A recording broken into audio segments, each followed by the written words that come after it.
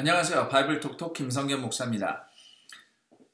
어떤 분들이 사도행전 개관을 좀 영상으로 올려주시면 좋겠다 분들이라고 하긴 좀 어렵고, 한 분이 저한테 그렇게 요청을 했어요.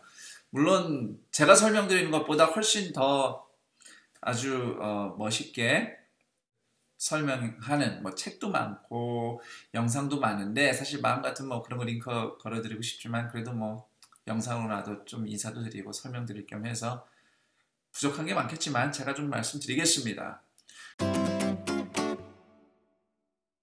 우선 사도행전의 저자는 누가라고 하는 그리스도인입니다. 헬라어로 발음하면 루카스가 되죠. 루카스.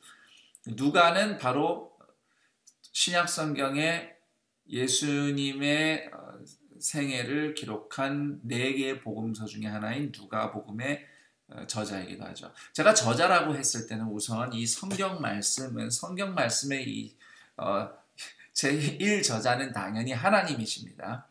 그런데 디모데후서 3장 16절 말씀처럼 모든 성경은 성령의 감동으로 된 거예요. 감동으로 됐는데, 그렇게 성령의 감동을 받은 그리스도인들이 말씀을 받아 적은 거죠. 그러니까 하나님의 감동으로 사람의 손을 통해서 쓰여진 말씀이 성경입니다. 이 주제만 가지고 성경의 영감설, 또 어떤 과정으로 기록이 되는가, 이것만 얘기해도 또 다른 주제인데, 일단 그것은 좀 여기서 간략하게 넘어가기로 하고, 제가 저자라고 했을 때는 하나님 말씀을 기록할 때 하나님이 쓰신 사람이 이제 누구다, 이런 의미입니다. 누구다 그랬는데 마침 누가복음과 사도행전 저자의 이름이 누가네요. 누가. 썰렁한 워드플레이 죄송합니다. 자, 누가가 사도행전을 기록했고요. 그래서 이 누가복음이 일종의 1권이라고 한다면 사도행전은 2권이 됩니다. 그리고 누가복음과 사도행전 맨 앞에 서두에 모두, 그 당시에는 우리는 지금 책으로 만나고 있잖아요. 그런데 옛날에는 편지의 형태로 이 말씀이 기록이 되고 전달이 됐어요. 그때는 이제 양피지 이런 데 두루마리로 이렇게 말아서 전달하고 했죠. 누가복음이나 사도행전은 이거 처음부터 끝까지 두루마리에 적었다고 보면은 이건 분량이 어마어마한 겁니다. 거기 보면은 그때 그 말씀을 처음 받아본 수신자가 데오빌로라고 하는 사람으로 표기가 되어 있어요. 그리고 우리말 성경에도 데오빌로 각하 이렇게 불려 있는데, 원문에도 그렇게 높여서 불렀다는 거죠. 그래서 데오빌로가 분명히 이방인 중에서도 좀 귀족, 클래스가 높은 사람이었을 것은 분명하고요. 데오빌로가 예수님의 제자였는지 이미 그리스도인이었는지에 대해서는 그랬을 수도 있고요, 또는 아니었을 수도 있습니다. 물론 아니었다 하더라도 적어도 이스라엘에 대해서, 그리고 구약 성경에 대해서는 이미 지식이 있었던 이방인이었을 겁니다.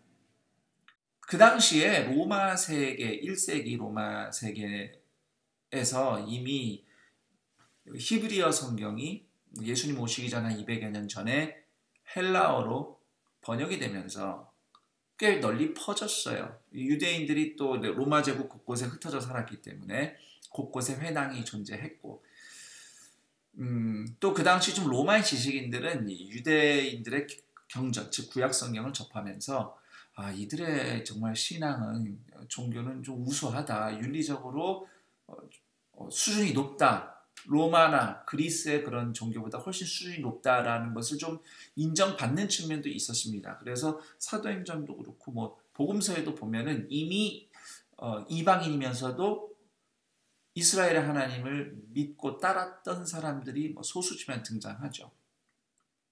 데오빌로도 아마 그런 이방인 중에 한 명, 또는 이미 그리스도인이 되었는데 조금 더 예수님에 대해서 알 필요가 있었던, 배울 필요가 있었던 초신자, 신앙의 입문자, 그 정도였을 수 있습니다. 사실 누가 스스로도 이방이었을 가능성이 굉장히 높아요. 그런데 저는 뭐 그 정도 수준은 안 되는데 이제 학자들이 얘기하기를 누가복음과 사도행전의 원어 사본 헬라어를 보면 그냥 헬라어가 아니라 히브리어를 아는 사람이 쓴 헬라어라는 거죠. 그러니까 정말 히브리어로 성경을 읽었을 때 그 느낌, 그런 것들이 생생하게 헬라어인데도 막 드러나 있다는 거죠. 그래서 누가가 이방인이라고 해도 성경에 대해서 전혀 몰랐던 사람이 아니라 이미 알고 있었는데 나중에 복음을 듣고 그리스도인이 되고 그래서 이렇게 적었다. 뭐 이렇게 좀 파악이 됩니다. 사도행전이라는 이제 책의 제목을 좀 생각해 보면 사도들이 행한 이야기들이잖아요. 그런데 사실 사도행전의 진짜 주인공은 성령입니다. 성령님.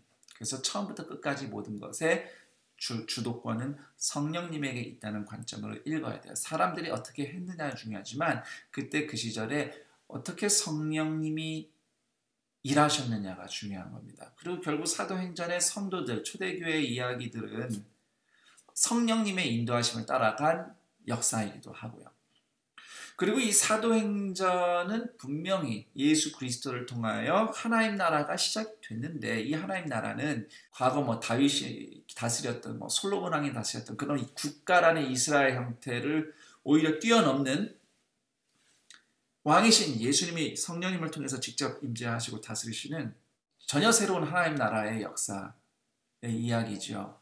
이 초대교회 복음 성령의 역사는 단지 유대인들을 위해서 이스라엘이 하나님 나라가 회복되었다 이게 아니라 하나님은 온 세상을 구원하기 원하시고 온 세상을 향해 뻗어나가는 하나님 나라의 역사를 펼치셨다는 것이죠.